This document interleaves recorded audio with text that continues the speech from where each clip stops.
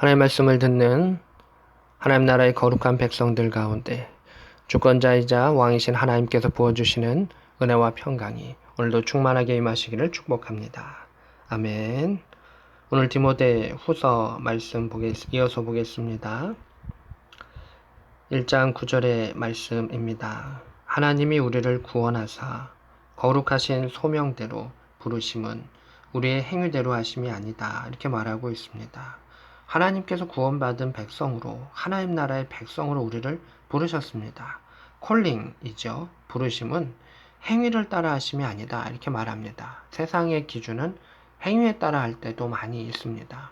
행위에 따라, 실적에 따라, 여러 가지 것에 따라서 부어지는 것이 있고 어떤 것은 정당하게 또 어떤 것은 좀 부당하게 생각되는 결과를 가져올 때가 있습니다. 근데 주님은 그 행위대로 우리를 이끄심이 아니다 라고 말하고 있습니다. 두 가지를 이야기합니다. 오직 자기의 뜻과 영원 전부터 그리스도 예수 안에서 우리에게 주신 은혜로 하심이라. 우리를 부르신 것은, 우리를 구원하신 것은 첫째는 하나님의 뜻이요, 두 번째는 하나님의 은혜다. 예수 그리스도를 통한 하나님의 은혜라라고 말합니다. 여기서 오직 자기의 뜻은 하나님의 주권을 의미합니다.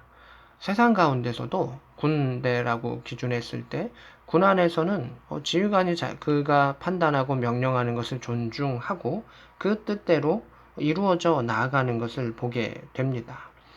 근데 하나님께서 명령하신 그것은 하나님께서 주권자로 하나님께서 창조하셨으면서 어떤 것은 만드시고 어떤 것은 부수시며 인도하신 그것은 하나님의 주권이 우리는 인정되어야 한다라고 하는 것입니다. 하나님께서 계획하시는 선하신 그러한 방향이 있기 때문입니다.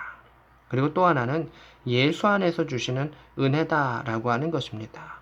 하나님의 공의의 정의의 그 방향 가운데 우리가 온전히 다 그대로 나아갈 수는 없기에 주 예수 그리스도를 통해서 대속의 은혜로 우리를 구원하셨다라고 하는 것입니다. 그래서 우리는 공의와 사랑 또는 주권과 은혜라고 하는 그 단어 가운데에 구원받은 백성이다라고 하는 것입니다. 그냥 은혜만 받았어요 라고 말하는 것이 아니라 하나님께서 하나님의 뜻, 구원의 계획 속에서 우리를 택하셨다라고 하는 것입니다. 우리가 보통 예배 가운데 은혜 받았습니다 라고 하면 그냥 자신의 마음속에 감동이 있는 것을 은혜라고 하는데 성경이 말하고 있는 은혜는 더 큰 것입니다. 하나님께서 나를 사랑하시고 그 또한 우리를 불쌍히 여기시고 긍휼히 여겨 주셔서 우리를 품어 안아 주신 그 전부를 은혜다라고 성경은 표현하고 있습니다. 3절입니다. 이제는 우리 구주 그리스도 예수의 나타나시는 말미암아 나타났으니 그는 사망을 패하시고 복음으로써 생명과 썩지 아니할 것을 드러내신지라. 이렇게 되어 있습니다. 그 하나님의 뜻, 하나님의 계획이 예수 안에서 나타났고 그 은혜가 예수 그리스도를 통해서 우리에게 나타났다라고 말하고 있습니다. 11절에 내가 이 복음을 위하여 이 예수 그리스도를 통한 하나님의 그러한 선하신 계획을 복음이라고 말하는데 이를 위하여 선포자와 사도와 교사로 세우심을 입었노라 이렇게 말합니다. 선포자라고 하는 것은 명령이 있을 때 그것을 외치는 자입니다. 왕이 이렇게 명령하셨습니다 라고 외치는 자를 선포자라고 말합니다. 사도는 보내심을 받은 자로서 이곳에 가라, 이것을 행하라 라고 하면 그 명령을 품고 나아가는 자를 사도라고 합니다. 교사라고 하는 것은 자신이 명령받고 배운 것을 제자로서 새롭게 가르치는 자를 교사라고 합니다. 그래서 우리는 이 땅 가운데 그리스도인은 선포자와 사도와 교사로서 하나님께서 세우시고 부르셨다라고 하는 것입니다. 12절입니다. 이로 말미암아 내가 또 이 고난을 받되 이렇게 말합니다. 복음을 위하여 살아가는 사명을 하면 선포자와 사도와 교사로서 세움을 받으며 그 일들을 감당하면 고난을 받을 수밖에 없다라고 하는 겁니다. 우리가 삶을 살아가면서 세상의 일들을 할매도 어려움이 닥쳐오게 됩니다. 그런데 하나님의 일을 하게 되면 영적인 싸움 가운데 일어나기 때문에 당연히 고난이 닥쳐올 수 있다라고 사도 바울은 이야기합니다. 고난을 받되 부끄러워하지 아니함은 이렇게 말합니다.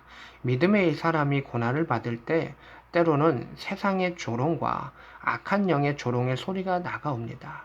예수 그리스도를 통하여 마귀는 조롱하며 그를 넘어지게 하려고 했었던 것을 보게 됩니다. 그때 우리가 하나님의 일들을 행하는 것이 부끄럽지 않다. 부끄러워해서는 안 된다라고 하는 것입니다. 고난을 안 받는 것이 좋은 것이 아니라 고난 가운데 부끄러워하지 아니하고 그것을 뛰어넘을 수 있는 믿음의 역사가 우리 가운데 필요함을 말하고 있습니다. 다시 본문으로 돌아가서 12절에 내가 믿는 자를 내가 알고 또한 내가 의탁하는 것을 그날까지 그가 하나님께서 예수께서 능히 지키실 줄을 확신함이라 이렇게 말합니다. 내가 믿는 자를 내가 알고 이렇게 말하는 것은 무엇이냐면 이제 지금 바울이 죽음을 앞두고 있는 상황인데 많은 배교자들이 나와 있는 어둠의 순간 가운데 깜깜한 그 순간 가운데 믿음을 버린 자들이 많이 있었고 지금 현재 누가 믿는 자들인지 내가 신앙 안에서 지금 깨닫게 되었다라고 하는 것이고 내가 의탁하는 것을 이렇게 말하는 것은 하나님께서 바울에게 명령하셨던 선포자와 사도와 교사로서 일하는 복음 전하는 것을 바울이 이제 또 다른 믿음의 후대에게 전한 것이죠. 그 일들, 복음 전하는 일들이 하나님께서 능히 이루실 것이다. 지키실 것이다 라고 말합니다. 여기서 지킨다라고 하는 것은 악의 세력이 맹렬하게 박해를 가해오기 때문에 이렇게 지킨다라고 하는 표현을 쓴 것을 보게 됩니다. 14절입니다. 우리 안에 거하시는 성령으로 말미암아 내게 부탁한 아름다운 것 복음을 지켜라 라고 말합니다. 우리가 지킬 수 있는 것은 우리의 힘으로 할 수가 없습니다. 고난은 우리의 힘으로 할 수 없습니다. 예수님께서 하나님 우편에 가시면서 우리에게 보내주신 하나님의 영, 성령으로 말미암아 우리는 그 사명을 감당할 수 있습니다. 우리의 능력으로 할 수 있는 일이 없습니다. 특히 하나님의 일은 전혀 없습니다. 오직 성령으로 그 일들을 감당할 수 있고 영의 싸움은 성령과 함께 했을 때, 성령 하나님과 함께 했을 때 능히 이겨낼 수 있음을 말하고 있습니다. 15절에 아시아에 있는 모든 사람이 나를 버린 일을 내가 아노니 이 바울이 복음을 전했었던 그 에베소를 중심으로 이제 이 아시아 지역이라고 합니다. 우리가 있는 그 동아시아 지역이 아니라 쪽 서아시아 쪽에 의미를 합니다. 그런데 그곳에 있는 모든 사람, 대다수의 사람이 나를 버린 일을 그 박해 가운데 도망갔었던 일을 너가 안다. 그 중에는 부겔로와 허모게네도 있다. 이렇게 말하고 있습니다. 아마 부겔로와 허모게네는 교회 안에 있었고 바울과 디모데가 이야기하면 끄떡끄떡 할 수 있는 옛날에는 믿음의 사람이었고 고인이었던 사람들이었을 것입니다. 그런데 그들이 다 도망가 버렸다. 라고 말하고 있습니다. 아마 중요한 책임을 맡았던 사람일 수도 있습니다. 16절에 원하건대 주께서 오네시보로의 집에 긍휼을 베푸시옵소서. 그가 나를 자주 격려해주고 내가 사슬에 매인 것을 부끄러워하지 아니하고 로마에 있을 때 그 로마까지 나를 부지런히 찾아와 만났다. 주의 긍휼을 주여 그들에게 부어 주옵소서. 그가 에베소에 많이 봉사한 것을 잘 압니다. 라고 이렇게 이야기하고 있는 것을 보게 됩니다. 에베소를 포함해서 아시아 전역에 사람들이 다 도망가고 부겔러와 허모게노라고 하는 대표적인 사람들조차 도망갔던 순간 가운데 바울이 칭찬하는 사람이 있습니다. 오네시보로라고 말합니다. 오네시보로의 집이라고 말한 것은 그의 가문이 또한 그의 가정교회가 귀한 일들을 감당했다는 것을 보게 됩니다. 바울은 그 가정을 위해서 축복하고 있습니다. 주님, 긍휼을 베풀어 주옵소서. 주님께서 기억하여 주옵소서라고 말합니다. 하나님께서 이 가정을 아마 기억하여 주실 것이고 크게 품어 안아 주실 것이라 저는 생각합니다.